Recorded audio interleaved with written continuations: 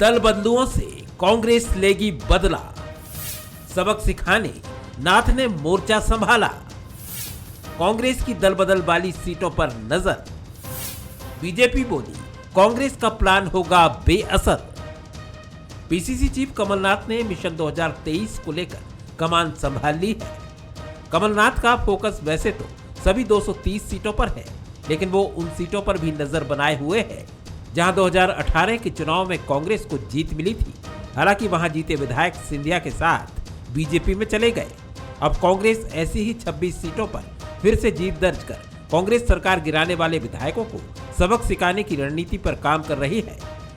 कमलनाथ ने बड़ा मलहरा में इसके संकेत भी दिए। आज मुआवजे की इतनी बड़ी समस्या है, किसानों के साथ जो अन्याय हो रहा है, मैं मुख्यमंत्री था, कोई चिंतित नहीं था मुआवजा की। मैं जिले जिले से अतिवृष्टि हुई, जिले जिले गया, मैंने अधिकारियों को कहा मुझे आपके फाइल का पेट नहीं भरना, मुझे अपने किसान भाइयों का पेट भरना है। कांग्रेस के लिए वैसे तो बीजेपी से मुकाबला इतना आसान भी रहने वाला नहीं है, क्योंकि एमपी में बीजेपी का संगठन काफी मजबूत है। ज्योतिरादित्य सिंधिया के आने के बाद से पार्टी युवा जोश से और भी अपडेट हो गई है।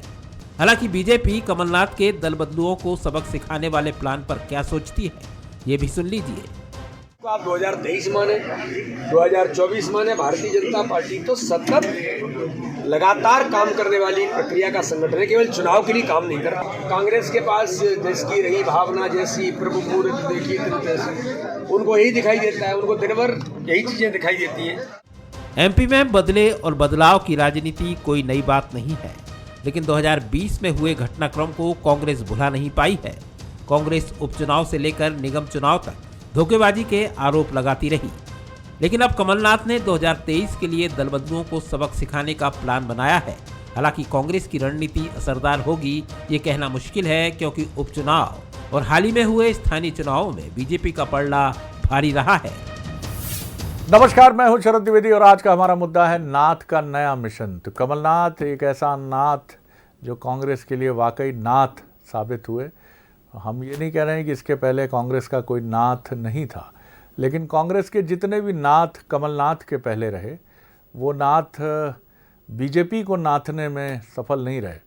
और यही वजह रही कि मुकाबले तो नज़दीक होते रहे, मुकाबले कड़े भी होते रहे, और कई बार एक तरफा, कई बार तो नहीं कहना चाहिए, क्योंकि 2003 के बाद अगर दो चुनाव आप देखें, 2003 में सफलता, 2008 में सफलता, 13 में सफलता, 18 में कमलनाथ ने एक बड़ा परिवर्तन किया, एक बड़ा परिवर्तन करने में वो कामयाब हुए।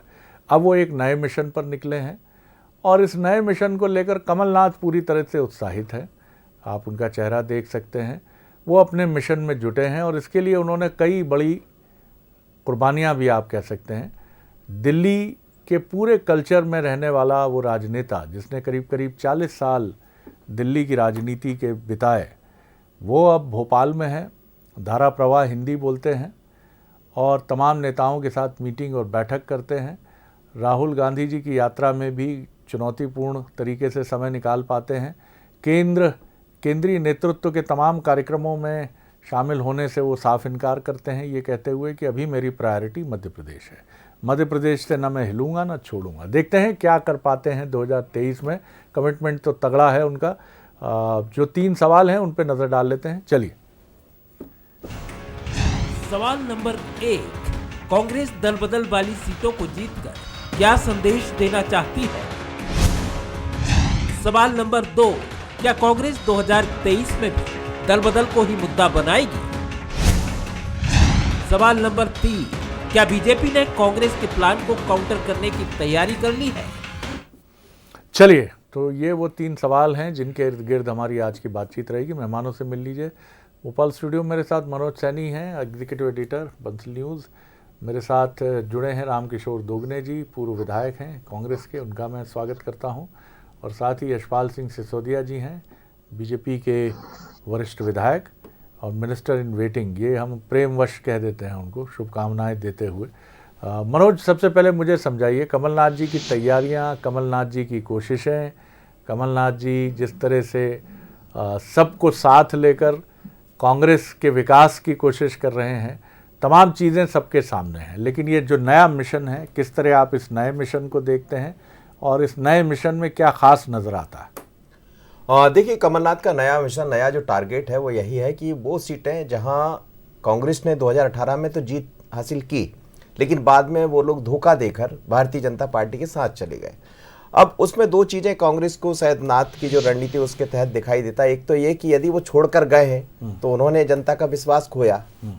दूसरा ये है कि वहाँ जनता के बीच में बार बार जाकर ये मैसेज देना कि ये वही लोग हैं जिन्होंने कांग्रेस को वोट, आपने वोट किया था, लेकिन बाद में स्वार्थवश, लालचवश भारतीय जनता पार्टी का दामन थाम लिए। तो अब 2023 आ रहा है, तो मानसिक रूप से उस कार्यकर्ता को भी तैयार करना है कि वो जाकर वहाँ बार बार बताए, और मंच से उन जनता को या वहाँ की जनता जनार्दन को भी ये मैसेज देना कि ठीक है, जब उपचुनाव हुए तो भले हम ना जीत पाए हों क्योंकि जल्दबाजी थी, समझा नहीं पाए, लेकिन आप 18 महीने का हमारा कार्यकाल देखिए और 18 साल का उनका कार्यकाल देखिए। थोड़ी देर पहले जेपी धनोपिया, माफ करिएगा, जेपी अग्रवाल जो प्रभारी है, उनसे भी बंसल न्यूज़ की बात हो रही थी, तो उन्होंने भी कहा कि हम बड़े रणनीतिक तौर पर, और जिस तरह की हमारे बाकी चीज़ें हैं, कमलनाथ जी को जो लोगों का सपोर्ट मिल रहा है, तो वो रणनीति काम आने वाली। तो ऐसी करीब करीब 28 सीटें तो है, लेकिन 100 सीटों को चिन्हित किया है कांग्रेस ने, जिन पर कांग्रेस को लगता है कि यहाँ भारतीय जनता पार्टी बहुत कम मतों से जीत हार करती रही है, या वो सीटें जो कांग्रेस के पास रहा करती थी लेकिन बीजेपी के पास चली गई, हम फिर से उन्हें अपने नज़दीक ला सकते हैं। तो इस रणनीति के तहत आगे बढ़ रही।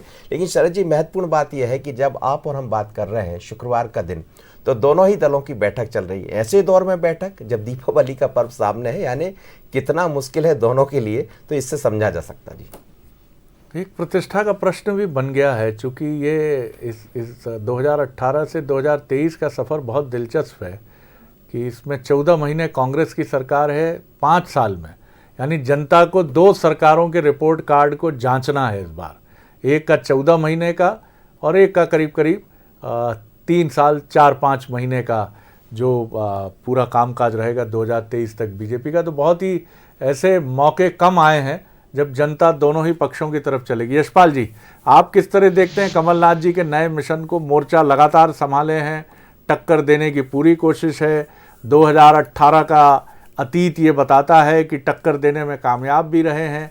हालांकि बीच में उपचुनाव और नगर निगम और पंचायत के चुनाव में दावा ये रहा कि बीजेपी का जबरदस्त तरीके से पलड़ा भारी रहा। कैसे देखते हैं आप जी?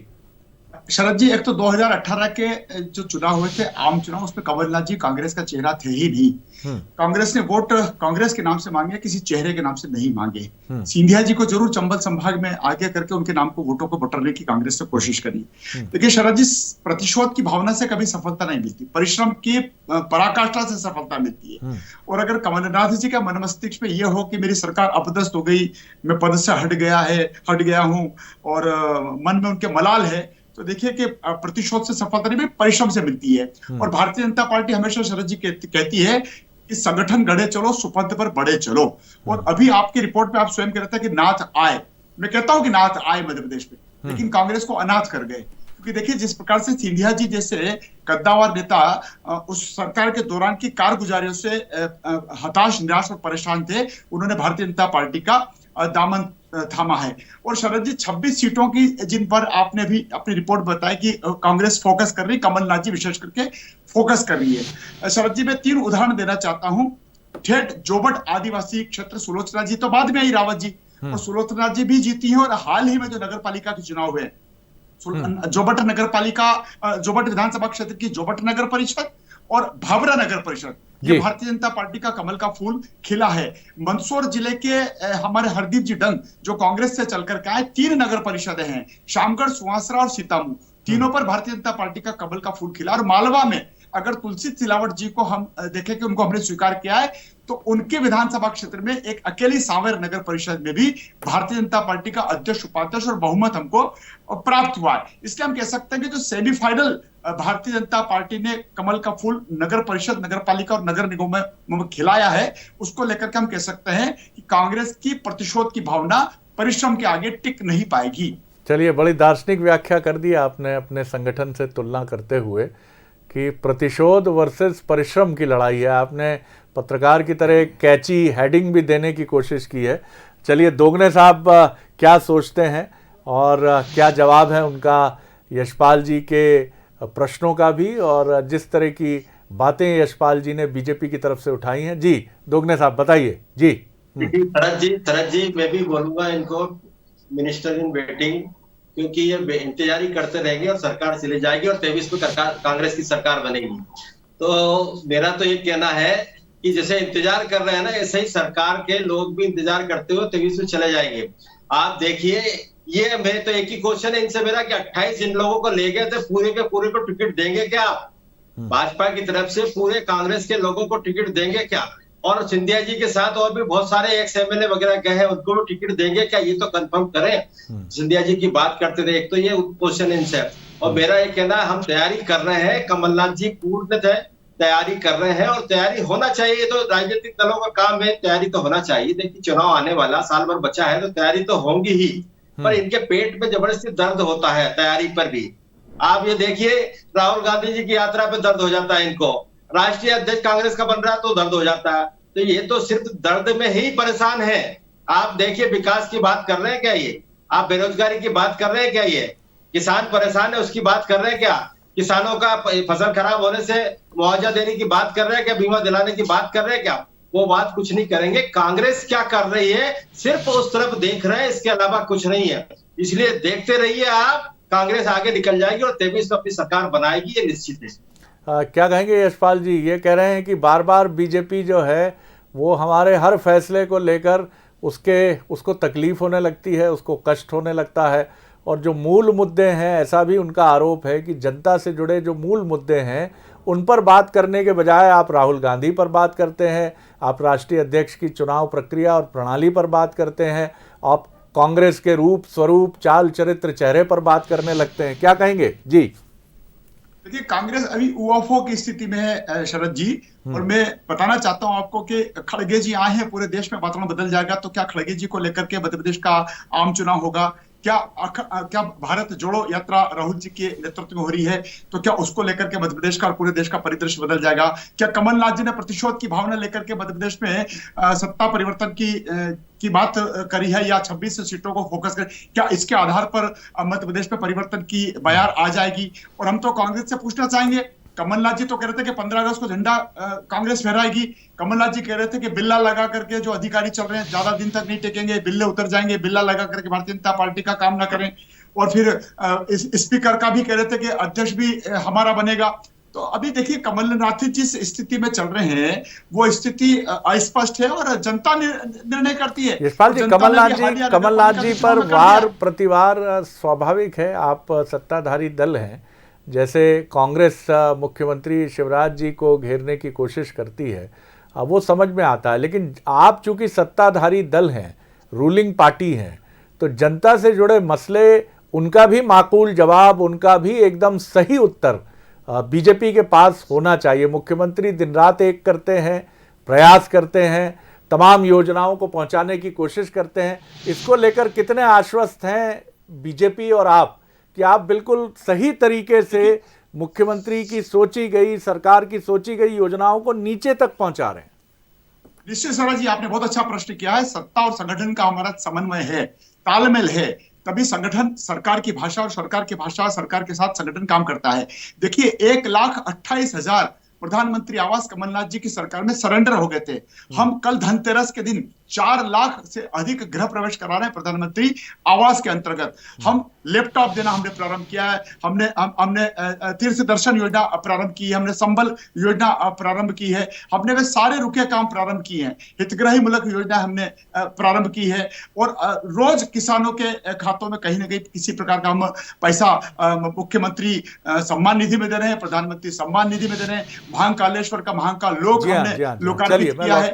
देखिए नियमित रूप से जिक्र बराबर होना चाहिए यशपाल जी, सार्वजनिक रूप से कर रही है और हितग्राही मूलक योजनाओं को जमीनी हकीकत पे उतार रही है। इसका भी जिक्र बराबर होना चाहिए, क्योंकि बात कमलनाथ जी में या फिर कांग्रेस की तरफ से शिवराज जी में ही नहीं उलझ कर रह जानी चाहिए।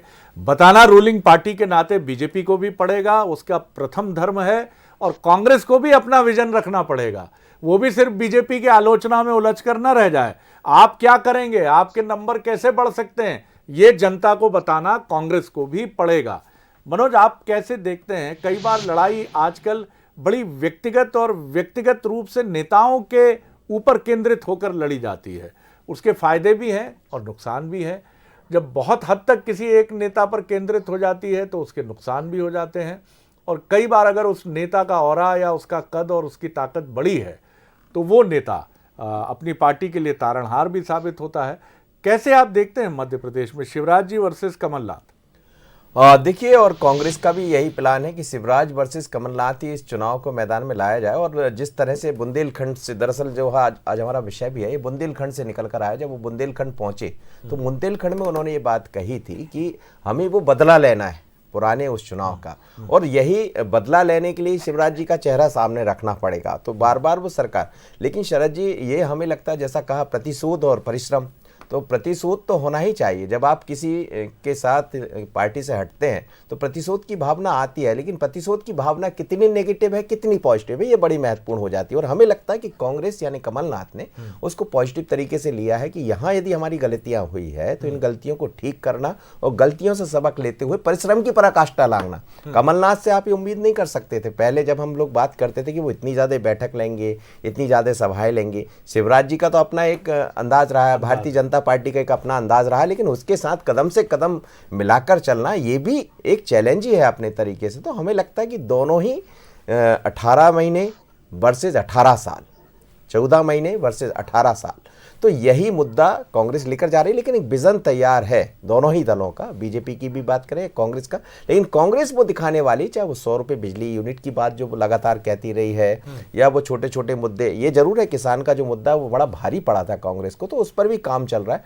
तो अलग तरह की रणनीतियां दोनों ही दलों में दिखाई दे रही है। और जैसा हमने आपसे कहा कि बैठ के मुरलीधर राव या बीडी शर्मा या शिवराज जी संगठन के साथ दिन भर बैठ के कर रहे हैं, दूसरी तरफ देर रात तक कमलनाथ जी बैठक कर रहे हैं, तो दोनों ही परिस्थितियों को दोनों दल समझ रहे हैं। चिंता दोनों तरफ है, कांग्रेस को भी चिंता है और भारतीय जनता पार्टी को भी चिंता दिखाई दे रही है। दोगने साहब, आपके यहाँ जैसे बीजेपी को एक फायदा कह लीजिए, फायदा भी कह लीजिए, और कई बार वो चुनौती भी बनता है, क्योंकि आपसे बीजेपी की प्रणाली पूरी तरह भिन्न है। आप दावा ज़रूर करते हैं लोकतंत्र का, और मैं नहीं कहता कि कांग्रेस में नहीं है या बीजेपी से कम है, मैं ऐसा भी नहीं कह रहा हूँ, लेकिन बीजेपी में बैठकों की और निर्णय लेने की प्रक्रिया एक सर्किल में घूमती रहती है निरंतर। उसमें मुरलीधर जी भी रहते हैं, उसमें संगठन के और बड़े और प्रभावी नेता होते हैं, फिर संगठन प्रमुख होते हैं, फिर उसके बाद मुख्यमंत्री उससे जुड़ते हैं संगठन के फैसलों को लेकर। आपके यहाँ ये सारी परिक्रमा कमलनाथ जी के इर्द गिर्द ही घूमती है, जिसके फायदे भी हैं कि कोई भी चीज़ अटकती नहीं है, क्विक डिसीजन तुरंत हो जाता है क्योंकि वो बहुत परिक्रमा करने की ज़रूरत नहीं है। लेकिन ये चुनौती भी है क्योंकि कई लोग मन ही मन नेतागण इसको लेकर असंतोष के भाव से भी ग्रस्त होते हैं। जी शरद जी, बिल्कुल नहीं है ये परिस्थितियां। आप देखें, हालांकि दोनों पार्टी के नेचर अलग अलग है। वो केडर बेस्ड पार्टी है भाजपा, कांग्रेस मास बेस्ड पार्टी है। और मास बेस्ड पार्टी में जो लीडर पब्लिक की पसंद का होता है वो आता है, आगे बढ़ता है और उसको लीडरशिप मिलती है। और वो ही लीडरशिप हमारे कमलनाथ जी को मिली है जो जनता की पसंद है और जनता पसंद कर रही है। आज हम देखें, अगर कई सर्वे हुए हैं, कई सोशल मीडिया पे सर्वे हुए हैं, सब में कमलनाथ जी का सर्वे में सबसे आगे नाम गया है। तो वो आगे है, शिवराज सिंह जी से भी आगे गया है। तो वो है, नेता है, और नेता के साथ साथ उनकी वर्किंग की कैपेसिटी है। वो देखिए, आप वर्किंग करने का तरीका भी उनका देखिए और उनका काम भी देखिए।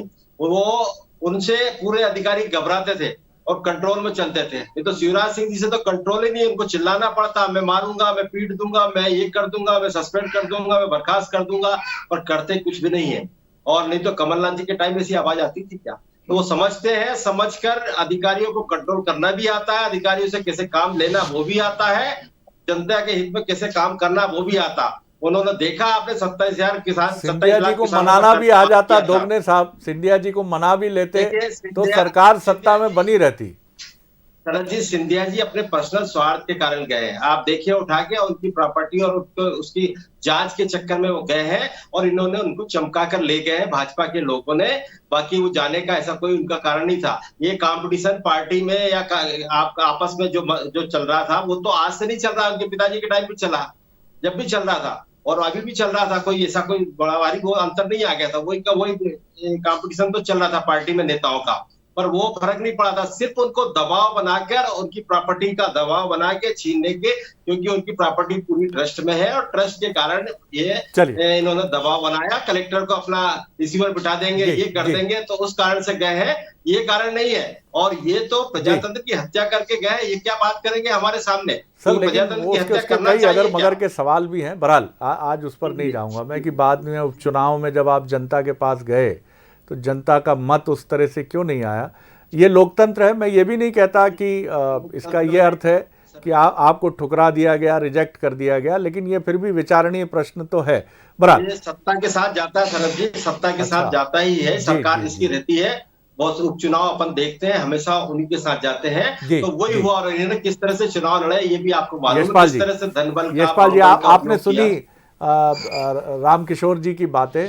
उनका आरोप है कि आप कहीं अपने प्रभाव का उपयोग करके बड़े नेताओं को पकड़ते हैं और अपने साथ ले जाते हैं, और उनका ये भी दावा है कि कमलनाथ जी बड़े आगे चल रहे हैं। जी देखिए शरद जी, भारतीय जनता पार्टी का जिस प्रकार से आपने भी व्याख्या करी है, शिव प्रकाश जी हमारे राष्ट्रीय सह संगठन महामंत्री जी, वो नियमित रूप से मध्य प्रदेश का प्रभारी के रूप में हमको मार्गदर्शन दे रहे हैं। मुरलीधर जी राव जी का आपने नाम लिया, हितानंद जी शर्मा जी है, वीडी शर्मा जी है। संगठन के चार पुरोधा हमारे को जिस प्रकार से जनप्रतिनिधियों के साथ बैठते हैं, अनेक मोर्चों प्रकोष्ठों के बैठ के लेते हैं। हमारा संगठन का और सरकार का जो ताल वो कांग्रेस में कभी नहीं आएगा, क्योंकि कांग्रेस में घालमेल चलता है। और देखिए, यहाँ परिक्रमा करते हैं कमलनाथ जी की, और दिल्ली में परिक्रमा करते हैं सोनिया जी की और राहुल जी की। इनकी सुई वहीं अटकी पड़ी है।